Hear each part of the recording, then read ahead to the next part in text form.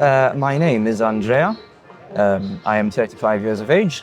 Although my name is Andrea, I rather like to go by the alias Citoyen Port.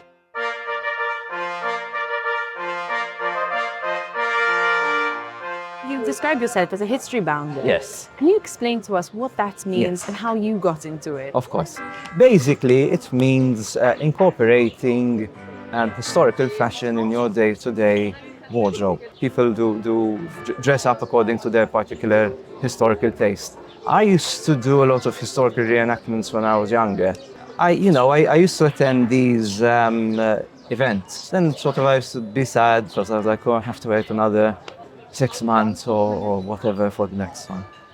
And I said, listen, I mean, life is too short to wear jeans and t-shirts all the time. So rather than waiting for events, why don't just feel good about myself, express myself in the way I know best. So how often do you dress like this? Basically, any time off work hours, because obviously there's a dress code, so obviously I have to abide by that. That is not something I can influence, but the dream is eventually to be in some kind of situation where this can be me 24/7, 24 hours a day, with no compromises whatsoever. In terms of the source of the clothing itself, are these usually made by contemporary designers? Some of them are vintage pieces. How do you source it? The clothing is all tailor-made.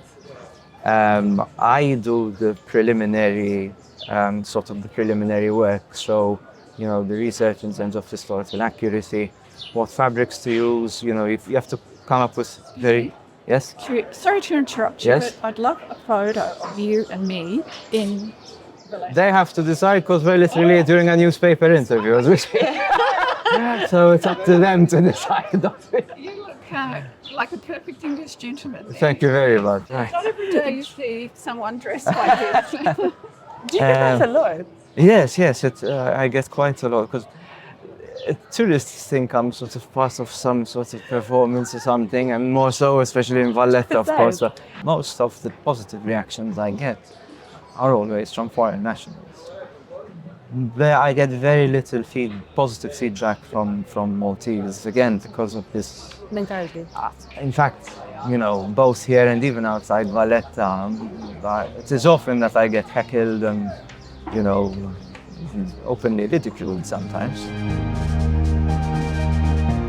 Talk about how you source the clothing. So I do the designing, the preliminary work. It's one thing I give great importance to is the quality, as in no synthetics. I'm very kind of strict on that. One, because it's my way of sort of rejecting fast fashion and this use of synthetics that we have. And then once it's finished, I feel like, Here we go. okay, time for a new one. always on the go, always. These are not costumes, this is historical fashion. Now, about chain and so on, yes, I mean, at the end of the day, I understand that people might have a budget. I kind of understand that. But it kind of, it is disappointing, in my opinion, when I seeing people in these, Gucci and Michael Kors, and it doesn't tell me much about a person. All it tells me is that you have money to buy it. It doesn't say that you have style, or it doesn't tell me anything about you. And it's kind of a pity that you spend so much money and then you end up looking like others. You're going to spend that much money, you might as well design something for yourself, which is unique to you. Again, assuming you can afford it. Unfortunately, there's still, and I've spoken to some people and they tell me this. They tell me, listen, how I wish I could dress like you, or how I wish I could dress in this style which I have in mind, but I can't because I'm worried about what parents would say and what friends would say. And I'd say this fear of really expressing ourselves for who we are. And it's sad.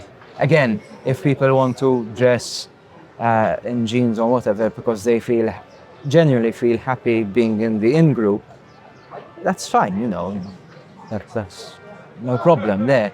But it's sad when there are people who don't want to be in the in-group and they just can't because they feel held back by, these sort of limitations. It would be nice to see more people experimenting in dress, yeah.